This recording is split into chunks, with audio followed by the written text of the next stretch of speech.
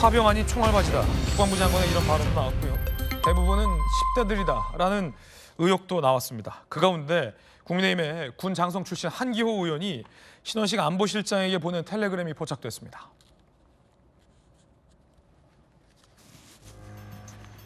자, 텔레그램 내용은 다음과 같습니다. 우크라이나 협조가 된다면 북한군 부대를 폭격해서 미사일 타격을 가해서 피해가 발생하도록 하고 이 피해를 북한에 심리적으로 써먹자. 그러자 신원식 안보실장이 잘 챙기겠다. 오늘 긴급 대책회의했다. 연락관도 필요하지 않겠냐. 그렇게 될 거다.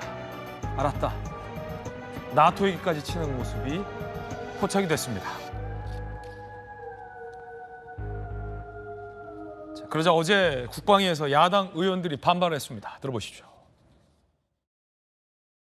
당과 용산 대통령실과 이 국방부가 함께 만들어가는 신부품 공작이다 이렇게. 국방위에서 즉각 이 회의를 긴급 회의로 전환시켜서 결의를 해야 될 사안이라고 봅니다. 한동훈 대표가 이건 제명해야 될 사안이에요. 북한이 러시아에 파병을 한 것에 대해서는 단 한마디의 비판도 못하는 의원들이 국회의원 개인의 텔레그램 대화를 가지고 이것을 악마화하는데 참 가소롭습니다. 우크라이나 전에 북한군이 파병되어 있다는 것을 확실하게 북한 인민들에게 알릴 필요가 있습니다. 그것을 하자는 의견을 제시한 건데 이것을 인신적인 공격으로 두 분이 사적인 대화의 차원에서 의견을 주고받은 것을 가지고 너무 확대해서 가는 것은 바람직하지 않다고 생각합니다. 자, 일단 김영주 의원님, 네. 한기호 의원이 이제 군 장성 출신이고 한참 군 선배잖아요. 신원식 안보실장도 여당 의원 출신이고 군 출신이기 때문에 사적으로 이제 텔레그램을 보낸 것 같아요. 뭐 당론이나 뭐 정부 지침은 아닌 것 같고. 그러자 지금 신원식 실장이 대응도 이 뭐랄까 좀 형식적인 답변으로 보인다는 여당의 설명인 거잖아요. 아, 네, 알겠습니다. 안보 대책회의 했습니다. 예, 그렇게 될 겁니다. 그러니까 잘 챙기겠습니다. 이게 야당 의원들이 주장했던 것처럼 국민의힘의 주요 의원이 안보실장, 대통령실의 안보실장에게 북한군을 우크라이나군을 이용해서 북한군을 미사일 공격하라라는 뭐 지시나 일종의 북풍으로 볼 수 있느냐. 추미애 의원은 신북풍이다 라고까지 했는데 어떻게 보십니까? 뭐 북풍이라고 얘기하기는 좀 어렵겠죠.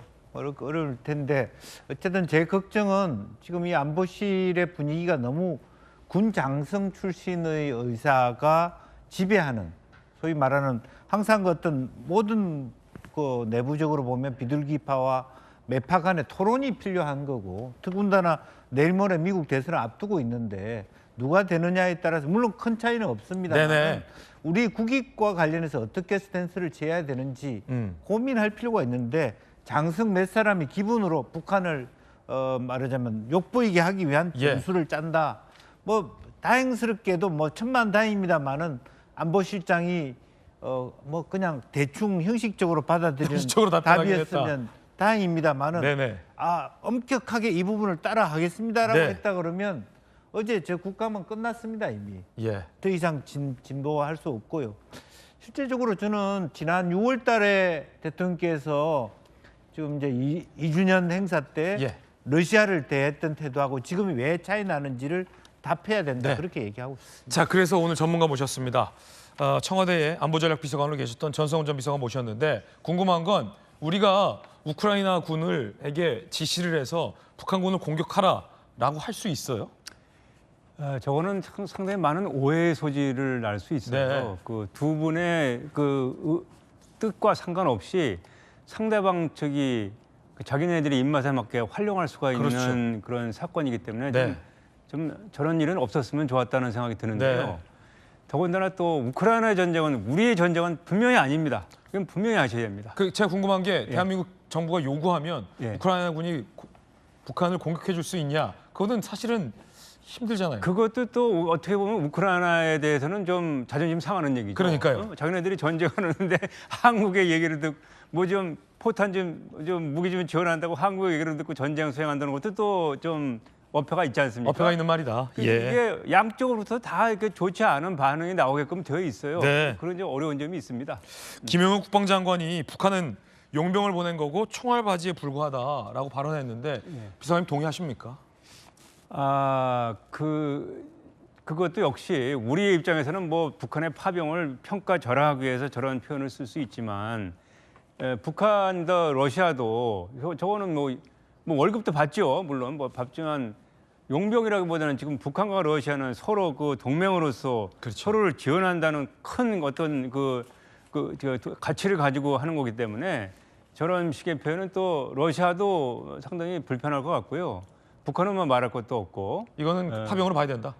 파병이죠. 파병. 예. 뭐 이걸 떠나 용병은 또 어떤 개개인들의 어떤 군사 전문가들이 이렇게 개인 차원에서 단체 차원에서 가는데 이거는 국가가 결정해서 정식 그 정규군이 가는 거 아닙니까? 네. 그러니까 이건 분명히 파병이 맞죠. 그렇군요. 예. 한 일각에선 전장에 투입된 북한군이 10대에서 20대 초짜들이다라는 지적도 나왔는데 비서관님께서 보시기엔 어떻습니까? 뭐 일부 10대 젊은 친구들이 있을 수도 있는데 저는 개인적으로는 오히려 군대 경험이 풍부하고 심지어는 예편한 그 가족이 있는 군인들이 많이 차출됐을 것 같아요. 왜냐하면은 최근에도 그 북한 그 탈영병 얘기 나오지 않았어요?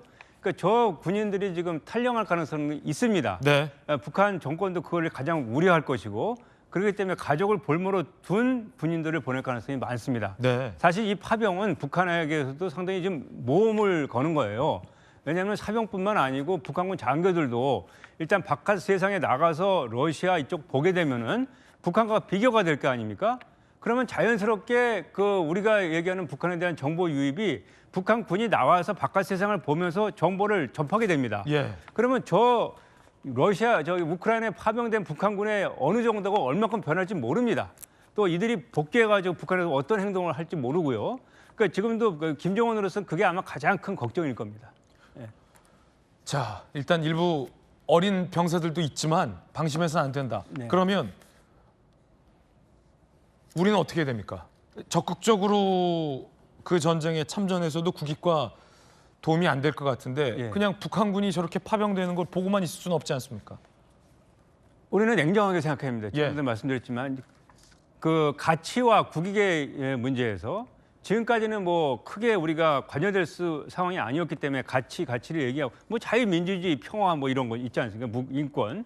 그런데 이제 북한이 들어갔다고 해서 우리가 지금 현재 정보 스탠스에서 좀 과도하게 개입을 하게 되면은 최악의 경우는 남의 나라 땅에서 남북한이 이렇게 어떤 무기 체계를 가지고라도 맞붙는 것도 그 최악의 상황이지만 불필요한 일이다.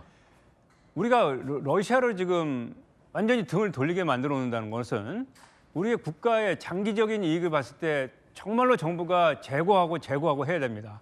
우리는 러시아가 좋던 밉던 우리 주변 4강 중에 한 나라로서 한반도 문제에서 지금까지 과거 소련이 아니고 그 소련 해체 이후에 러시아는 우리가 그렇게 불편한 적이 없었어요. 그렇죠. 그래서 많은 분들이 그 여야를 막론하고 지금 한 30년 이상 내려온 북방 정책 성과를 말씀하시지 않습니까? 여기에 대해서도 북방 정책의 성과에 대해서 여야가 지금 같은 목소리를 가지고 있거든요. 그런 부분에서 지금까지 우리가 쌓아왔던 30년의 북방 정책 성과가 훼손되지 않게끔 우리 정부가 상당히 세밀하게 관리를 해야 됩니다. 네, 냉정함이 그만큼 필요하다라는 말씀이었습니다. 저희들은 6초 광고 보고 돌아오겠습니다. 잠시 후에 뵙겠습니다.